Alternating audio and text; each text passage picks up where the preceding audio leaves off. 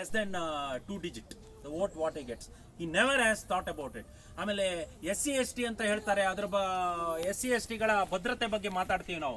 ಎಷ್ಟು ಜನ ಗೊತ್ತಿದೆ ಅಂಬೇಡ್ಕರ್ ಹುಟ್ಟಿದ ಜಾಗ ಯಾವುದು, ಅಂಬೇಡ್ಕರ್ ನಿರ್ವಾಣ ಆದ ಜಾಗ ಯಾವುದು ಅನ್ನೋದು? ಪಂಚತೀರ್ಥ ಕ್ಷೇತ್ರ ಅಂತ ಮೋದಿ ಅಂಬೇಡ್ಕರ್ ಪ್ರಮುಖವಾಗಿ 5 ಜಾಗದಲ್ಲಿ ಏನು ಕೆಲಸ ಮಾಡಿದಾರೋ ಅದನ್ನು ಪಂಚತೀರ್ಥ ಕ್ಷೇತ್ರವಾಗಿ ಕನ್ವರ್ಟ್ ಮಾಡಿದ್ದಾರೆ.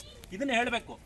ಅವರು ಹುಟ್ಟಿದ ಜಾಗ ಮೋವಾ ಆಗಿರ್ಬೋದು, ಅಥವಾ ನಿರ್ವಾಣ ಆದಂಥ ಜಾಗ ಆಗಿರ್ಬೋದು, ಅಲ್ಲ ನಾಗ್ಪುರದಲ್ಲಿ ಅವ್ರು ದೀಕ್ಷೆ ತಗೊಂಡ ಜಾಗ ಆಗಿರ್ಬೋದು, ಇಂಗ್ಲೆಂಡ್ನಲ್ಲಿ ಅವ್ರು ಓದಿದ ಜಾಗ ಆಗಿರ್ಬೋದು, ಅಥವಾ ಅವರ ಸ್ಮೃತಿ ಸ್ಥಳ ಏನು ಮುಂಬೈಯಲ್ಲಿ ಇದೆಯೋ, ಇದು 5 ಕ್ಷೇತ್ರವನ್ನ ಡೆವಲಪ್ ಮಾಡಿದ್ದಾರೆ, ತೀರ್ಥ ಕ್ಷೇತ್ರವಾಗಿ ಡೆವಲಪ್ ಮಾಡಿದ್ದಾರೆ.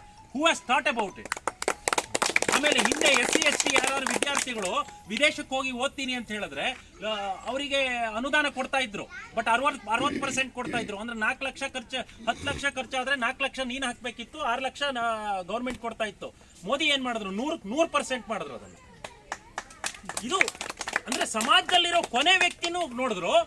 ಯಾರು ಜನರಲ್ ಕ್ಯಾಟಗರಿಯಲ್ಲಿ ರಿಸರ್ವೇಶನ್ ಬೇಕು ಅನ್ನೋರಿಗೆ 10% ಕೊಟ್ಟರು. 10% ಕೊಡುವಾಗ ಬೇರೆಯವ್ರದ್ದು ಕಿತ್ಕೊಂಡಿಲ್ಲ ಅವರು. ಈ increase the number of seat. He did not pick it up from the OBC or other quota. He increased the seat so that it won't hurt them ಅನ್ನತಕ್ಕಂಥದ್ದು. ಈ ರೀತಿ ಯೋಜನೆಯನ್ನು ಯಾರು ಹಾಕ್ತಾರೆ, ಯಾರು ಯೋಚನೆ ಮಾಡ್ತಾರೆ? When Modi became Prime Minister, he was ready with the blueprint for 5 years. Let me tell you that. Every day people were talking about lynching, intolerance, all sort of thing. Did Modi ever give a reply to it? No.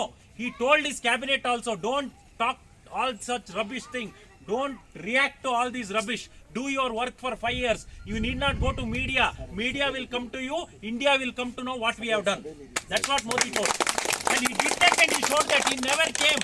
He never said anything about lynching and intolerance, because he knew they were trying to misguide people and make sure that he loses the path.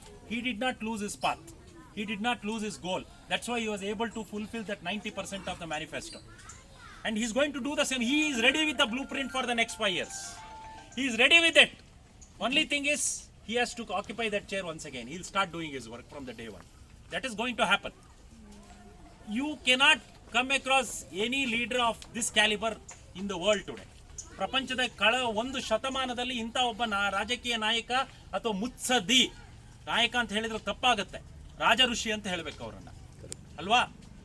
ನಾನು ಮೊನ್ನೆ ಯಾರೊಬ್ಬ ನಮ್ಮ ಬಹಳ ಪ್ರಮುಖರಾದಂಥ ಒಬ್ಬರು ಲಿಂಗಾಯತರ ಸ್ವಾಮೀಜಿ ನಮ್ಮ ಮನೆ ಹತ್ರ ಇದ್ದಾರೆ, very well known person. ಅವ್ರಿಗೊಂದು ಮೆಸೇಜ್ ಹಾಕಿದೆ ಈ ಶಕ್ತಿ ಮಿಷನ್ ಬಗ್ಗೆ. ಅವಾಗ Modi is not a individual, Modi is a mission ಅಂತ ನನಗೆ ಮೆಸೇಜ್ ಕಳಿಸಿದ್ರು. ಸ್ವಾಮೀಜಿ ಕಳಿಸುವಂಥ ಮೆಸೇಜ್. ಯಾರು